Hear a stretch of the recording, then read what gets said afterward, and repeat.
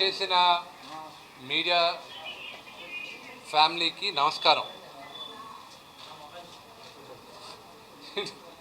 నేను ఈరోజు మార్నింగ్ ప్రకాష్ రాజ్ గారిది చూశాను ప్రెస్ మీట్. నేను నిన్నే చెప్పాను ఎక్కడో, ఎవరైనా ఒకరిని ఆయన పక్కన పెట్టి ఎవరైనా ఒక బీపీ మాత్ర ఇస్తే ఆయనకి బాగుంటుందని. బీపీ మాత్ర వేసుకోకుండా వచ్చేస్తున్నాడు ఆయన, అపరిచితుల్లాగా ఏవేవో మాట్లాడుతున్నాడు. మార్నింగ్ ఆయన ఏవేవో మాట్లాడారు.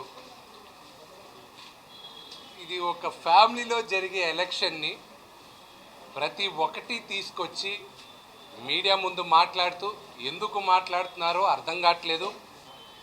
నేరాలు ఘోరాలు జరిగిపోతున్నాయని ఆరోపిస్తున్నారు. ఆయనకి ఎందుకు ఇంత నెగిటివిటీ, ఇంత టాక్సిక్ ఎన్వైరన్మెంట్, ఇంత పగ రాగద్వేషాలు ఎందుకు అనేది ఐ హ్యావ్ నో క్లారిటీ. అసలు క్లారిటీ అనేదే లేదు నాకు, ఎందుకు ఆయన ఇలా చేస్తున్నాడు. ఈ ఇష్యూ కానీ ఆయన ఎలక్షన్ కమిషన్ కానీ ఇచ్చి వాళ్ళు కానీ మమ్మల్ని పిలిచి ఎక్స్ప్లెనేషన్ ఇచ్చుంటే 4 గోడల మధ్యన అయిపోయేది. ప్రకాష్ రాజ్ గారు అనుకొని డ్యాన్స్ చేసే ఆరోపణలు ఏవీ లేవు అని సాఫీగా వాళ్ళే చెప్పేవారు.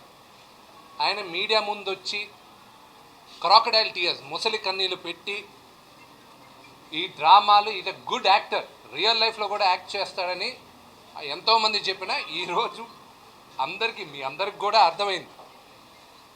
సో ఆయనకు నేను క్లారిటీ, ఆయన అడిగిన దాని ప్రతిదానికి నేను క్లారిటీ ఇస్తాను. ఫస్ట్, ఎలక్ట్రానిక్ ఓటింగ్ మిషన్ వద్దని, నాకు పేపర్ బ్యాలెటే కావాలని లెటర్ పెట్టాను. ఎందుకో ఫస్ట్ అది చెప్తాను. నేను ఎలక్ట్రానిక్ ఓటింగ్ మిషన్ ఉందని ఎలక్షన్ కమిషన్ ముందే చెప్పగా మా సలహా తీసుకోవాలా, మా ఒపీనియన్ అడగల. వాళ్ళకి అవసరం లేదు. దే ఆర్ అందరూ గౌరవనీయులు ఉన్నారు, రీజనబుల్ పీపుల్ ఉన్నారు. సో ఇలా జరిగేటప్పుడు, ఇంక ఎలక్షన్ దగ్గరకు వచ్చేటప్పుడు మా ప్యానెల్లో చాలామంది ఎలక్ట్రానిక్ ఓటింగ్ మిషన్ వద్దు, మేము పేపర్ బ్యాలెటే ప్రిఫర్ చేయండి అని.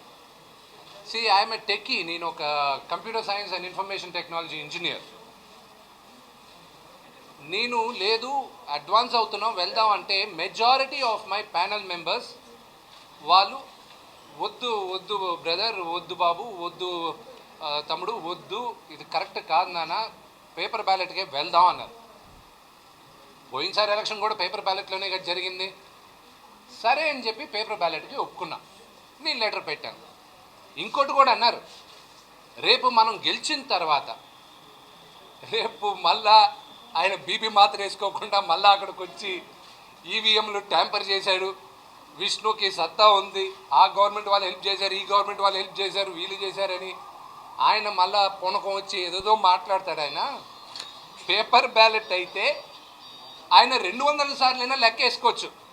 ఇదిగో ఇది పేపర్, ఇది ఓటు అని వాళ్ళ ప్యానెల్ అంతా చెక్ చేయొచ్చు. వాళ్ళ ఎలక్షన్కి వాళ్ళ తరపున నిలబడిన వాళ్ళు కూడా చెక్ చేయొచ్చు. పేపర్ బ్యాలెట్ని హ్యాపీగా 200 సార్లు చెక్ చేయొచ్చు. చెక్ చేసిన తర్వాత కూడా గెలుపు నాదే అని తెలుస్తుంది. నెక్స్ట్,